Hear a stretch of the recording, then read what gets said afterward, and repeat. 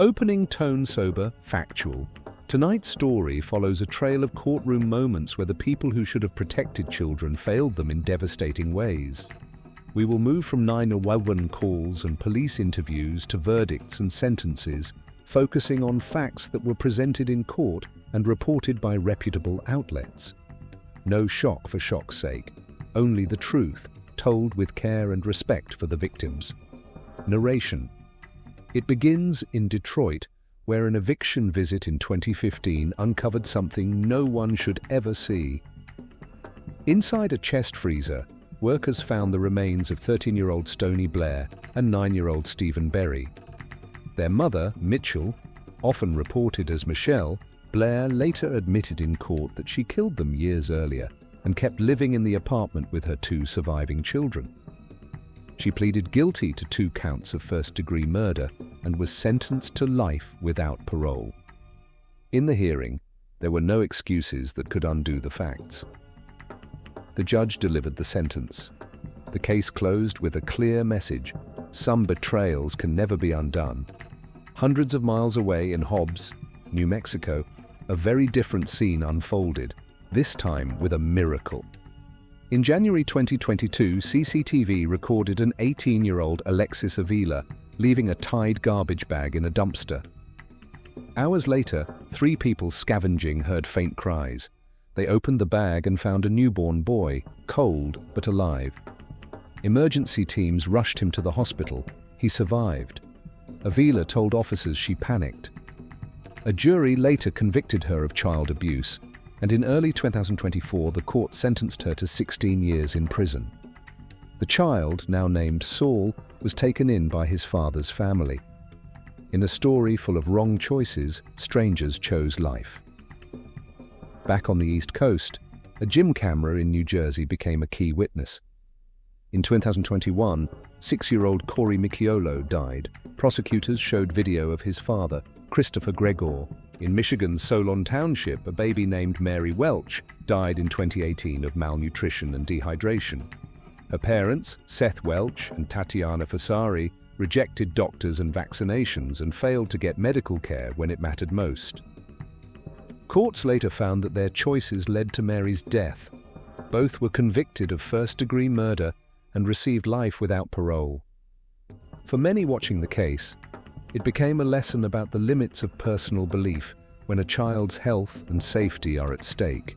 Georgia then faced a case that shook an entire community. In 2017, 15-day-old Kalia McNabb was killed. In 2019, a jury convicted her father, Christopher McNabb, of malice murder, and he was sentenced to life without parole. Kalia's mother, Courtney Bell, faced a separate trial. Years later, in 2023, Georgia's highest court overturned her remaining conviction on evidentiary grounds. Courtrooms don't run on emotion, they run on law, standards of proof, and the record. It is painful, but the system must hold that line. In Michigan again, 4-year-old Giovanni Magias died in 2017 with injuries authorities said were consistent with adult-inflicted trauma.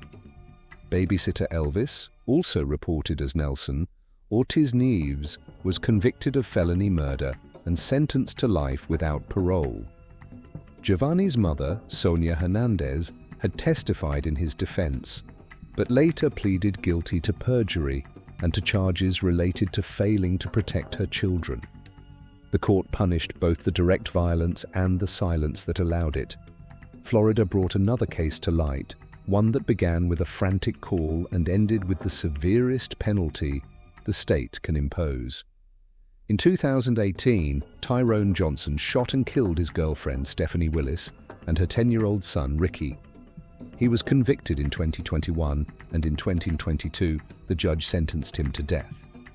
In 2024, Florida's Supreme Court affirmed the convictions, and tonight's story follows a trail of courtroom moments where the people who should have protected children failed them in devastating ways.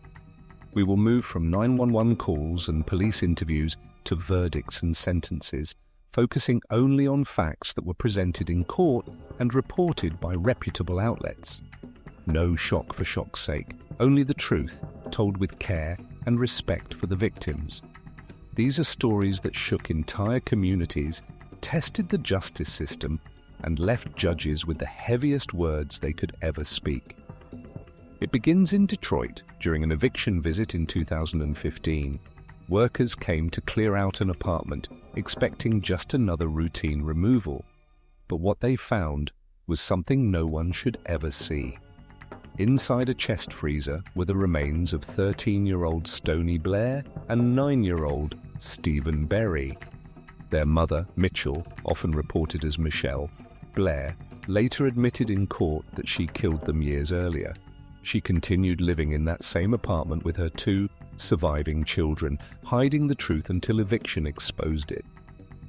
In the courtroom, Blair's words were chilling. She showed no remorse as she explained what she had done. Prosecutors laid out the timeline, and the evidence was undeniable. The judge's gavel struck down with finality. Blair pleaded guilty to 2 counts of first-degree murder and was sentenced to life without parole. There were no excuses that could undo the facts. The courtroom closed with a clear message.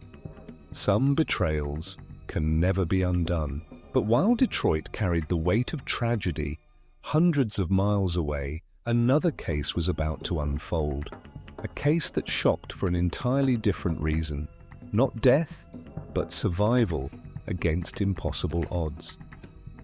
In January 2022, security cameras recorded 18-year-old Alexis Avila pulling up to a dumpster behind a shopping center in Hobbs, New Mexico. What she left there looked like trash, a Tide beige bag. But hours later, 3 people scavenging for items heard faint cries. They ripped the bag open and made a discovery that turned the nation's stomach. A newborn boy, cold but alive. Emergency teams rushed him to the hospital. Against all odds, he survived. That child, later named Saul, would be raised by his father's family. When Avila faced court, she told officers she panicked after giving birth. But prosecutors played the surveillance footage, showing the deliberate act. In early 2024, a jury convicted her of child abuse.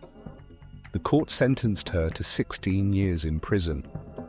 The judge emphasized the danger she had placed the child in, while also acknowledging the miracle of strangers choosing life. The courtroom stood as proof that sometimes, against the darkest decisions, human compassion breaks through. But not every courtroom story ends with survival. In New Jersey, a gym's security camera would become a silent witness to tragedy, a witness that would prove impossible for the defense to silence. In 2021, 6-year-old Corey Micciolo was rushed to the hospital after collapsing at home. Doctors could not save him.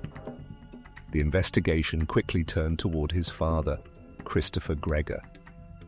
Prosecutors uncovered gym surveillance video that showed Gregor forcing Corey to run on a treadmill. Each time Corey stumbled, Gregor increased the speed. The courtroom was silent as the footage played. Jurors watched Corey, exhausted and frightened, fall again and again. Medical experts later testified that Corey died from blunt impact injuries consistent with abuse. In 2024, the jury returned a verdict, guilty of aggravated manslaughter and child endangerment. Gregor was led away in shackles, sentenced to years behind bars.